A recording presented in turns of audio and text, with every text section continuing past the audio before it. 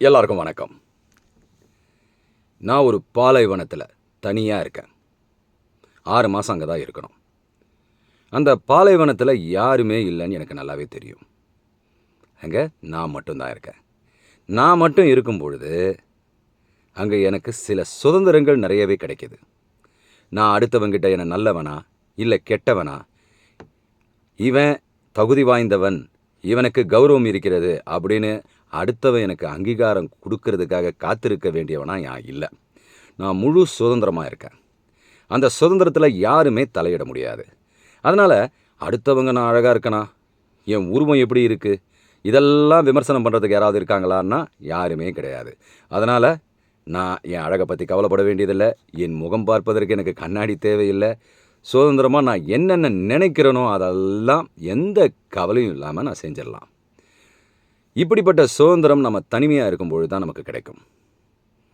இதை எதுக்கு சொல்ல வரேன்னா, இப்போது நம்ம இந்த உலகத்தில் வாழ்ந்துட்டுருக்கோம். அடுத்தவனோட அங்கீகாரம் நமக்கு வேணுங்கிறது ரொம்ப ரொம்ப முக்கியமாக இருக்குது. என்னை இவன் நல்லவன் நினைக்கணும், இவன் என்னை பாராட்டணும், இவன் என்னை போற்றி புகழணும், அப்படியெல்லாம் நம்மளுடைய எதிர்பார்ப்புகள் இருக்குது. இந்த சமுதாயத்தில் நம்ம ஒவ்வொரு விஷயத்திலும் எதிர்பார்த்து வாழ்ந்துக்கிட்டு இருக்கோம். அதனால் நாம் வாழ்க்கையில் திருப்தி இல்லாமல் இருக்கோம். இதை புரிஞ்சிக்க ஒரு சின்ன உதாரணம் சொல்கிறேன். கணவன் மனைவி இருக்காங்க, பிள்ளைகள் இருக்காங்க ஒரு குடும்பத்தில். ஒரு கணவனானவன் தன் மனைவி தம் பேச்சை கேட்டு தன் இஷ்டப்படி நடக்க வேண்டும்னு நினைப்பான். இவன் எப்படி நினைக்கிறானோ அதே போல தானே மனைவியும். அவங்களுக்கும் தனிப்பட்ட சுதந்திரம்னு ஒன்று இருக்குல்ல, அவங்களும் இந்த கணவனை தனக்கு ஏற்ற மாதிரி நடக்கணும், அப்படியெல்லாம் நிறைய எதிர்பார்ப்புகளை வச்சுருப்பாங்க. குழந்தைகளும் அப்படியே. ஸோ இவன் எதிர்பார்த்தது எதுவுமே அவங்கக்கிட்ட நடக்காது. அதே மாதிரி அவங்க இவங்கிட்ட எதிர்பார்த்தது எதுவுமே நடக்காது. இந்த எதிர்பார்ப்புகள் நடக்காதனால குடும்பத்துக்குள்ள மகிழ்ச்சி குலைஞ்சு போயிடுது. இதுதாங்க வாழ்க்கை. நம்மளுடைய எதிர்பார்ப்புகள் தான் இப்போ நம்மளோட வாழ்க்கையாக இருக்குது. எதிர்பார்ப்புகள் இருக்கிறதுனால நம்ம என்றைக்குமே திருப்தி இல்லாமல் வாழ்ந்துக்கிட்டு இருக்கோம். பணக்காரன் திருப்தியாக இருப்பானா? ஒரு பெரிய பணக்காரனை எடுத்துக்கிட்டிங்கன்னா அவன் வாழ்க்கையில் திருப்தி இருக்கா? நிச்சயமாக கிடையாது. ஏகப்பட்ட பணம் இருக்கும். ஆனால் அந்த பணத்தை கட்டி காத்துக்கிறதுக்கும் அவனுடைய கௌரவத்தையும் மரியாதையும் காப்பாற்றுறதுக்காக அவன் சதா சர்வகாலம் ஏதாவது யோசிச்சுட்டு இருக்கணும். ஒரு சின்ன விஷயத்தில் இடையூறு நடந்தால் கூட அவன் மைண்ட் அப்செட் ஆகிடுவான். ஸோ அவனுக்கும் திருப்தி இல்லை. அவன் திருப்தி அடைகிறதுக்காக தான் வாழ்க்கையில் சந்தோஷமாக இருக்கணுங்கிறதுக்காக இவ்வளோ பணத்தை சேர்த்தான். ஆனால் அந்த பணத்தை தக்க வச்சுக்கிறதுக்கும் தோல்வி அடையாமல் இருக்கிறதுக்கும் அவன் அதிகமாக பிரயத்தனம் பட வேண்டியிருக்கு, அதாவது கஷ்டப்பட வேண்டியிருக்கு. அதனால் அவன் வாழ்க்கையிலையும் திருப்தி இல்லை. ஒரு பார்க்கில், இந்த கதையை நீங்களே கேள்விப்பட்டிருப்பீங்க. ஒரு பார்க்கில் தனியாக ஒருத்தன் உட்காந்துருப்பான். நிம்மதியாக இருப்பான், ஆனந்தமாக இருக்கும். முகத்தை பார்க்கும்போது அவ்வளோ ஆனந்தம் இருக்கும். அப்போ ஒரு பணக்காரரை நிறைய வாக்கிங் அங்கே வந்துக்கிட்டே இருப்பார். அப்போ இவனையும் கவனிச்சுக்கிட்டே இருப்பார். இவன் ஏன் பார்க்கில் நேரத்தை வீணடிக்கிறான், இவனை கேட்டே ஆகணும்னு சொல்லிட்டு அன்றைக்கி, ஏன்பா பார்க்கில் உட்காந்து நீ நேரத்தை வீணாக்கிட்டு இருக்கியே, இதனால் உனக்கு என்ன பிரயோஜனம், உன்னால் யாருக்கும் பிரயோஜனம் வேறு இல்லை, எதுக்காக இங்கே வீணாக உட்காந்து நேரத்தை செலவு பண்ணிக்கிட்டு இருக்க அப்படின்னு கேட்பார். அவன் ஒரே வார்த்தையில் சொல்லுவான், எனக்கு இங்கே நிம்மதியாக இருக்குது, இங்கே சந்தோஷமாக இருக்குது, நான் சுதந்திரமாக ஃபீல் பண்ணுறேன் அப்படின்வான். அட பாவி, வாழ்க்கையில் எவ்வளோ லட்சியங்கள் இருக்குது, எவ்வளோ அடைய வேண்டிய உயரங்கள் இருக்குது, இதையெல்லாம் நீ பார்க்காம இங்கே உட்காந்து உன் டைமை வேஸ்ட் பண்ணிக்கிட்டு இருக்கே. என்ன பார், என் வாழ்க்கையில் இல்லாத ஒரு விஷயமே இல்லை, பணம் எக்கச்சக்கமாக இருக்குது, என்னை நான் கூப்பிட்டா சொடுக்கு போடுற நேரத்தில் அத்தனை பேரும் வந்து நிற்பாங்க, எனக்கு தேவையானதை செய்கிறதுக்கு அவங்களாம் காத்துக்கிட்டு இருக்காங்க. அப்படி இருக்கும் பொழுது என்னை போல் ஒரு பணக்காரனாகி வாழ்க்கையோட லட்சியத்தை எட்டுற வழியை பாடுறா அப்படின்வாரு. சரி, நீங்கள் இப்போ சந்தோஷமாக இருக்கீங்களா? ஆமாம், சந்தோஷமாக இருக்கேன். எப்படி சந்தோஷமாக இருக்கீங்கன்னு சொல்ல முடியுமா? ஆமாப்பா, எனக்கு தேவையான நேரத்தில் நான் சாப்பிட்றது நல்ல சாப்பாடாக சாப்பிட்றேன், எல்லாமே பண்ணுறேன், எல்லாமே எனக்கு ஏற்ற மாதிரி நடக்குது. அப்படி இருக்கும்பொழுது எனக்கு எப்படி சந்தோஷம் இல்லாமல் இருக்க முடியும் அப்படின்னும்பொழுது அவன் ஒரே ஒரு கேள்வி கேட்பான். இவ்வளோ பணம் காசையும் சேர்த்து வச்சு நீங்கள் சந்தோஷமாக இருக்கிறதா கற்பனை பண்ணிக்கிட்டு இருக்கீங்களே, அந்த மாதிரி நான் கற்பனை பண்ணல. நான் பணம் காசு எதுவுமே இல்லாமல் உண்மையான சந்தோஷத்தோட எனக்கு போதுன்ற நிறைவோடு இருக்கேன் அப்படின்னு சொல்லுவான். அப்போ தான் அந்த பணக்காரருக்கு உரைக்கும். ஏன்னா அந்த பணம் இருந்தால்தான் தன்னை சுற்றி இருப்பவர்கள் தன்னை மதிப்பார்கள்ன்ற உண்மையை அவன் மூலமாக அவர் தெரிஞ்சுக்கிட்டாரு. அதனால் நான் பெற்ற நிம்மதி உண்மையான நிம்மதி கிடையாது, மரண தருவாயில் தான் அந்த நிம்மதி நான் நினச்சிக்கிட்ட கற்பனை அப்படின்றது எனக்கு புரிய வருன்றது அவரை புரிஞ்சுக்கிட்டாரு. என்ன காரணம்னா, நாம் ஒவ்வொருத்தருக்கிட்டையும் எதிர்பார்க்குறோம், அதே மாதிரி அவங்களும் எதிர்பார்க்குறாங்க. ஆனால் இயற்கையின் நியதி பிரகாரம் இதெல்லாம் ஒழுங்காக நடக்கிறதில்ல. ஏன்னா இயற்கை சட்டம் அது நமக்காக ஒரு சட்டத்தை நிர்ணயம் பண்ணியிருக்கோம், பிளானை நிர்ணயம் பண்ணியிருக்கோம். ஆனால் நாம் தப்பிதமாக அதுக்கு கூட நம்ம போகாமல் நம்ம மனசில் ஒரு கற்பனையை வளர்த்துக்கிட்டு நாம் ஒரு பிளான் போடுறோம். இப்போ நம்மளோட பிளான் ஜெயிக்குமா, இயற்கையோட பிளான் ஜெயிக்குமா? இயற்கையோட பிளான் தான் ஜெயிக்கும். அப்போது நம்மளுடைய பிளான் தப்பாகும் பொழுது நாம் துன்பத்துக்கு உள்ளாகிறோம். நம்ம வாழ்க்கையில் திருப்தின்றதே இருக்க மாட்டேங்குது. திருப்தியை தேடியே அலையிறோம். ஆன்மீகத்தில் இதுக்கான விடை நல்லபடியாக கொடுக்கப்பட்டிருக்கு. அது என்ன தெரியுமா? முழுமையடைதல். இப்போ நான் முழுமையாக இல்லையா? நான்றது முழுமையாக தானே இருக்கேன். அப்புறம் என்ன முழுமையடைதல்னு சொல்கிறீங்கன்னு சொல்கிறீங்களா?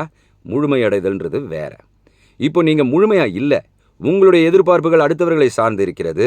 அடுத்தவங்க நமக்கேற்ற மாதிரி நடந்துக்கணுன்ற அந்த எதிர்பார்ப்புகள் நிறையவே இருக்குது. அப்படி இருக்கும் பொழுது அதெல்லாம் எப்படி முழுமையாக முடியும்? இந்த எதிர்பார்ப்புகள் அற்ற ஒரு தன்மையான ஒரு நமக்குள்ளே இருப்புணர்வுலே இருக்கிற தன்மையில் நாம் இருந்தால்தான் நாம் திருப்தி அடைந்தவர்களாக ஆக முடியும். அதுதான் முழுமை. இப்போது முழுமைன்றத ஓஷோ இன்னும் அழகாக சொல்லியிருப்பார். உன்னுடைய மையம்னு இருப்பார். மையம்னா என்ன? ஒரு சக்கரம் எடுத்திங்கன்னா அதுக்கு ஒரு மையம் இருக்கும். அந்த மையத்தை சார்ந்து தான் இந்த சக்கரம் சுழன்று கொண்டு இருக்கும். இந்த பூமியை பார்த்தீங்கன்னாலும் அதுக்கு ஒரு அச்சு இருக்குது. எல்லாவற்றிற்கும் மையம் என்ற ஒன்று இருக்கிறது. அதுபோல் நமக்குள்ளும் மையம் என்ற ஒன்று இருக்கிறது. ஆனால் நாம் மையத்திலிருந்து வெளியே வந்ததுனால தான் இவ்வளோ பெரிய குழப்பம். இந்த மையம்தான் நீங்கள், அதாவது நான் யார் என்பதை தெரிந்து கொள்வதற்கு இந்த மையம்தான் நீங்கள் என்பதை புரிந்து கொள்ள வேண்டும். இந்த மையத்தை நீங்கள் புரிஞ்சுக்கிட்டீங்கன்னா நான் யார் என்பதை நீங்கள் புரிந்து கொள்வீர்கள். இந்த மையம் எனக்குள்ளே இருந்துக்கிட்டு நான் அதற்குள்ளேருந்து செயல்பட்டோன்னா இந்த உலக வாழ்க்கை நம்மளை டிஸ்டர்ப் பண்ணவே பண்ணாது. இந்த உலகத்துலேயும் நம்ம வாழலாம், மேல் உலகத்துலேயும் நம்ம வாழலாம். மேல் உலகம் நான் சொல்கிறது நம் உள் உலகம். ஸோ இந்த 2 வாழ்க்கையும் நமக்கு ரொம்ப ரொம்ப தேவைதாங்க. ஏன்னா இப்போ நீங்களும் நானும் பேசுகிறோன்னு வச்சுக்கோங்களேன், அது உண்மை தானே, பொய் இல்லைல்ல. அந்த நொடியில் அது பொய் இல்லை, உண்மை. ஆனால் மாற்றம் அடையக்கூடியது. ஆனால் உங்கள் உலகத்துக்குள்ளே வாழறது உண்மையான விஷயம்.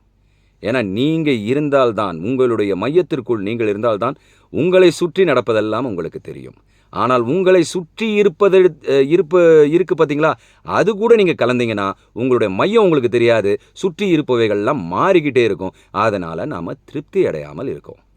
நாம் முழு திருப்தியும் சந்தோஷமான வாழ்க்கையும் வாழறதுக்கு வழிகாட்டுறது தான் ஆன்மீகம். அதாவது மையம் உங்களுக்குள் இருக்கிறது, ஆன்மா உங்களுக்குள் இருக்கிறது, அதை பற்றி கொள்ளுங்கள். அதுதான் உண்மையான விஷயம்னு. அதனால தான் கோவில்கள் பூஜைகள்னு சொல்லி வெளியில் சுற்றிட்டு இருக்கிற உங்கள் மனசை முதல்ல உங்களுக்குள்ளே இழுக்க கற்றுக்கிறதுக்காக இந்த பால பாடங்கள், அதாவது இந்த குழந்தைகள் பாடங்கள் தான் இதெல்லாம். இதுக்கு மேலே இருக்குது, எல்கேஜி பாடங்கள் தான் இப்போ நம்ம பயின்று கொண்டு இருக்கிறோம். இதுக்கு மேலே PhD பட்டம்லாம் வாங்குறதுக்கு இருக்குது. அதெல்லாம் தான் ஞானிகள். ஸோ இந்த பால பாடத்தை நம்ம ஒழுங்காக கற்றுக்கிட்டாலே முதல்ல இந்த மாற்றம் அடையக்கூடிய விஷயங்கள்லேருந்து நம்ம தனித்து நின்று பார்க்க ஆரம்பிப்போம். நாம் தனித்து நின்று நம்முடைய இருப்பிலிருந்து பார்க்க ஆரம்பித்தால் உலகம் வேறு பரிமாணத்தில் நம் கண்களுக்கு தெரியும். அந்த வேறு பரிமாணத்தை நாம் பார்க்கும் பொழுது சிவன் யார், நீங்களும் சிவனும் என்ன உறவு, மன்னிக்கணும், உங்களுக்கும் சிவனுக்கும் என்ன உறவு அப்படின்றத நீங்கள் தெரிஞ்சுப்பீங்க. வேறு ஒரு உறவும் கிடையாதுங்க. நீங்கள் 2 பேருமே 2 பேர் கிடையாது, வேறு யாரும் கிடையாது. 2 பேருமே ஒன்று தான். அதுதான் அத்வைத கோட்பாடு. நீங்கள் 2 பேரும் ஒன்று என்பதை உங்கள் மையத்திற்குள் சென்றால் நீங்கள் கண்டுபிடித்துக் கொள்வீர்கள். புத்தர் அதை தான் அடைந்தார், மகாவீரர் அதை தான் அடைந்தார், இயேசு கிறிஸ்து அதை தான் அடைந்தார், அதாவது நம்மளுடைய சாய்நாதர் அதை தான் அடைந்தார். ஓஷோ அதான் சொல்லுவார். அவர் சொல்கிற அந்த தியானத்தன்மையே நமக்கு ரொம்ப கேட்சியாக இருக்கும். அதாவது என்ன சொல்லுவாங்க, ஒரு சாம்பாரில் மிளகுத்தூள் அந்த இதெல்லாம் நிறைய ஸ்பைசஸ் போட்டு அந்த சாம்பாரை இறக்குனா என்ன வாசனையாக கமகமன்னு இருக்கும். அதுபோல் அவர் தியானத்திற்குள் செல்வதை, அதாவது உங்கள் தியானத்தின் மூலமாக உங்கள் இருப்புக்குள் செல்வதை ரொம்ப ஈஸியாக விளக்கியிருக்காரு. அதை பற்றி நான் அடுத்த வீடியோவில் சொல்கிறேன். இன்றைக்கி இது போதும். நன்றி, வணக்கம், ஜெய் ஹிந்த்.